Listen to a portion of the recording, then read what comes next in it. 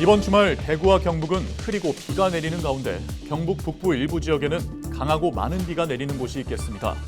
기온은 최고 33도까지 올라 무덥겠습니다. 경로당 회원들이 살충제가 든 음식을 먹고 쓰러진 사건의 피해자가 한 명 더 늘었습니다.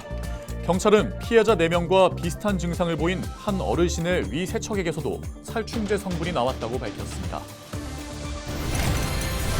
대구시가 경북도에 제안한 경북 북부 지역 발전 방안에 카지노 설립 계획이 있어 논란이 일고 있습니다. 문경시가 민선 8기 2주년을 맞아 시민과의 대화를 진행했습니다. 지역 현안을 시장과 시민이 직접 이야기하며 긍정적인 평가를 받았습니다.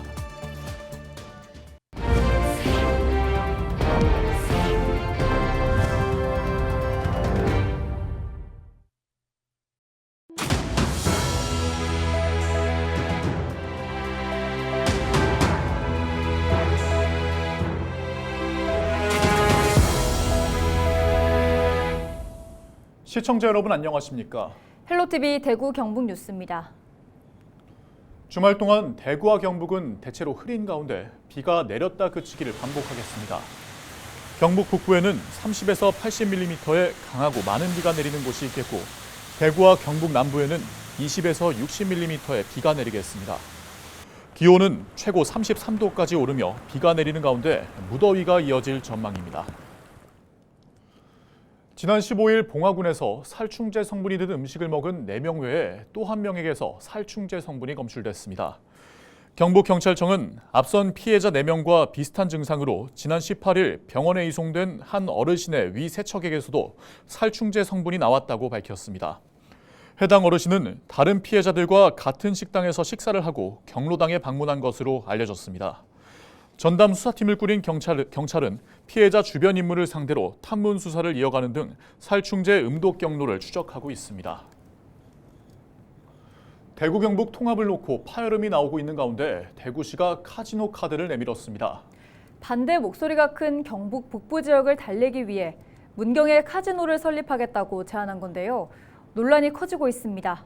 홍하영 기자입니다. 대구와 경북이 통합을 위해 속도를 내고 있는 가운데 경북 북부에서는 여전히 통합 반대 목소리가 높습니다.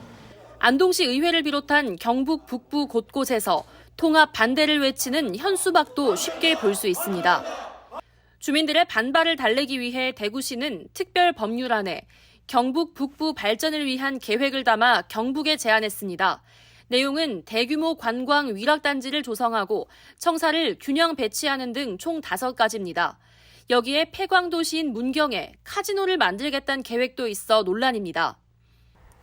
폐광으로 주민들이 대거 일자리를 잃은 정선에 강원랜드를 들인 것처럼 폐광도시인 문경에 카지노를 짓겠다고 제안한 겁니다. 18일 대구시 의회 기획재정위원회에서는 실현 가능하고 문제점이 없는 발전 방안은 없었냐며 카지노로 인해 이슈가 일파만파 퍼지고 있다고 지적했습니다. 카지노 설립은 사행성 산업이고 전국적으로 엄청난 또 이 파문을 일으킬 만한 그런 이슈 같은데. 카지노를 제기했다가 그게 안 되면은 중앙정부에서 딴 거라도 내놔라 해서 저희가 전략적으로 요구하는 것들입니다. 카지노 설립에 대한 문경 분위기는 어떨까? 장점과 단점이 나뉘는 거라 쉽게 답하기 어렵다는 입장입니다. 법률적으로 대구시에서 검토했는지는 잘 모르겠지만은 문경시가 폐광기금을 강원랜드에서 매년 받고 있습니다. 그 부분도 문제성이 되고요. 카지노가 들어오면서 문경에 찬성과 반대가 분명히 의견이 엇갈리는 입장이 있습니다. 대구와 경북은 이번 달까지 특별 법률안을 확정하고 이후 시도의회의 승인을 얻은 후 내년 2, 3월까지 법안의 국회 통과를 목표로 하고 있습니다. 또 내년 7월 1일부터 통합 시도를 시범적으로 운영하는 것도 검토하고 있습니다. 헬로티비 뉴스 홍하영입니다. 지자체가 아무리 좋은 정책과 비전을 갖고 있더라도 시민들의 이해와 공감이 없다면 제대로 성과를 내기 쉽지 않습니다. 신영국 문경시장이 민선 8기 취임 2주년을 맞아 시민들의 질문에 직접 답변하는 대화의 시간을 가졌습니다. 시의 현안과 미래를 이야기하며 함께 지역 발전에 대한 청사진을 그리는 시간이 됐습니다. 서희동 기자입니다. 문경 시민 800여 명이 대공연장 좌석을 가득 메웠습니다. 시 행정에 대한 소통의 폭을 넓히기 위해 문경시가 지난해에 이어 마련한 시민과의 대화에 지역민의 관심이 집중됐습니다. 신현국 문경시장을 비롯해 농업과 문화, 청년 등 각계각층을 대표하는 패널이 무대에 올라 문경시의 현재와 나아갈 길을 이야기했습니다. 인구 7만 붕괴가 눈앞에 있는데 이 인구 붕괴에 대한 시장님의 보완 내지는 대책 비법 혹시 계시면 관광 인구가 매일 5천 명, 1만 명이 문경에서 계속 오신다면은 그것은 상주인구 못지않은 생활인구 경제인구가 되는 거 아니겠습니까? 신 시장은 문경시를 인구 10만 명 정도의 살기 좋고 소득 높은 도시로 만들겠다는 비전을 제시했습니다. 이를 위해 가몽 사과와 오미자 등 지역의 특산물을 고급화하고 문경세제와 2027년 개통 예정인 주울산 케이블카 등을 필두로 한 관광산업의 활성화를 약속했습니다. 체육 분야에 나아갈 길을 묻는 시민의 질문에는 오는 2031년 세계 군인 체육대회를 유치해 체육도시 문경의 정체성을 확고히 하고 한국체육대학 유치까지 이어가겠다는 답을 내놨습니다. 문경대와 숭실대의 통합건에 대해서는 양 대학이 상생할 수 있는 구체적인 방안을 만들고 오는 10월 예정된 숭실대 총장 선거 이후 적극적으로 추진하겠다는 의지를 밝혔습니다. 이 밖에도 신 시장은 마성면에 사과 공판장 건설을 추진하고 있고 동부 지역의 접근성을 높일 단산터널 착공은 내년 초로 계획돼 있다고 말하는 등 지역 균형 발전을 위한 사업 계획도 설명했습니다. 지역의 현안을 지자체장과 직접 소통할 수 있는 자리가 마련된 것에 대해 시민들은 긍정적으로 평가했습니다. 많은 분들이 시장님과 만나서 어떤 간담회든 의견이든 건의를 하고 싶은 내용들이 많잖아요. 근데 이런 기회를 통해서 시민의 대표분들이 각 분야별로 또 많은 의견을 내주시고 그에 따른 즉답을 해주시기 때문에 굉장히 좋은 기회라고 생각합니다. 앞으로도 이렇게 어떤 매체를 통하거나 또는 어떤 지역의 설명회 또는 공청회를 통해서 늘 크고 작은 과제를 추진할 때 시민들의 의견을 수렴하고 시민과 함께하는 행정을 펼쳐나가고 문경시 행정의 지난 2년을 되짚고 앞으로의 나아갈 길을 이야기한 문경 시민과의 대화는 헬로티비 뉴스 유튜브 채널에서 다시 볼 수 있습니다. 헬로티비 뉴스 서희동입니다. 문경시가 드라마 여행을 대신해드립니다 시즌2 제작을 위한 업무 협약을 맺었습니다. 이 드라마는 내년 하반기에 우리나라와 일본에서 동시에 방영될 예정으로 유준상, 공승현 등의 배우가 출연합니다. 총 10부작 중 2회분이 문경시를 배경으로 촬영되고 도시와 관광지명을 비롯해 특산물 등이 구체적으로 설명돼 국내외 홍보 효과가 기대됩니다.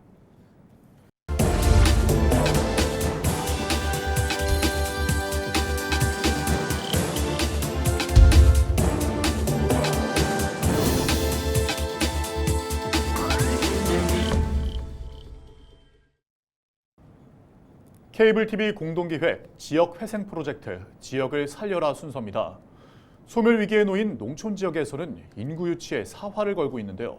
경기도 포천에선 도시를 떠나 농촌으로 온 청년들의 영농 활동과 정착을 돕고 있다고 합니다. 딜라이브 권석화 기자의 보도입니다. 포천의 한 비닐하우스. 한쪽에서는 오이를 선별 포장하는 작업이 한창입니다. 구슬땀을 흘리고 있는 구본글 씨는 3년 전 처음 농사에 뛰어든 새내기 농부입니다. 직장 생활을 하기 바빴던 도시 생활 대신 농촌에서 새로운 기회를 찾기로 했습니다.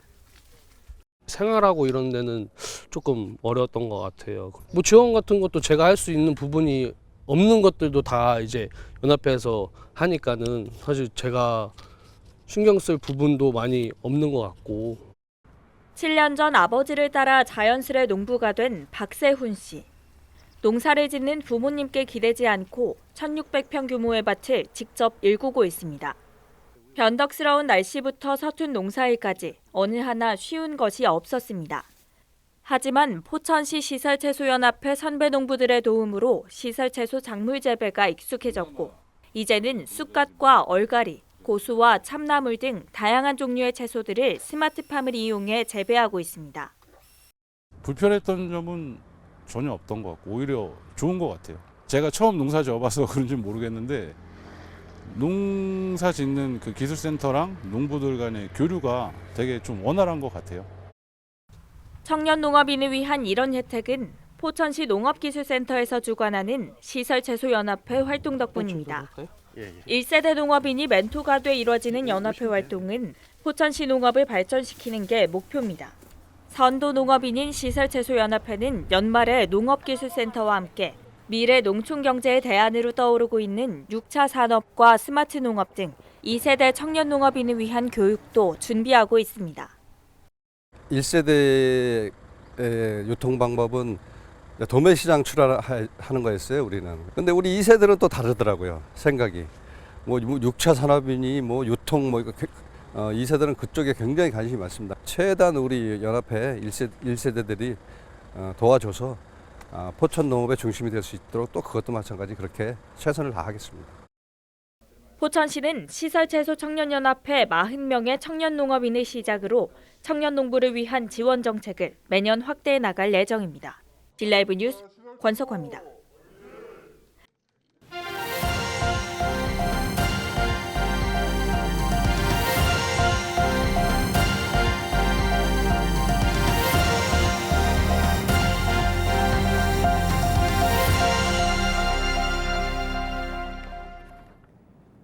경상북도와 대구 경북 지방 중소벤처기업청, 대구 한의대 등 4개 기관이 K-메디 산업 중소기업을 지원하기 위한 업무 협약을 맺었습니다.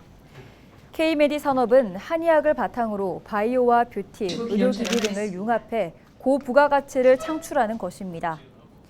이번 협약으로 관내 관련 산업 중소기업의 지원과 육성을 비롯해 해외 사업화 지원 체계 구축 등을 위한 발판을 마련하게 됐습니다. 다음 달 말 개봉 예정인 영화 풍기의 시사회가 영주에서 열렸습니다. 영주시 풍기읍 일대를 배경으로 한 영화 풍기는 귀농 후 인삼농사를 지으려는 주인공과 마을 주민들 사이의 갈등과 화합의 과정을 다루는 코믹 감동 영화입니다.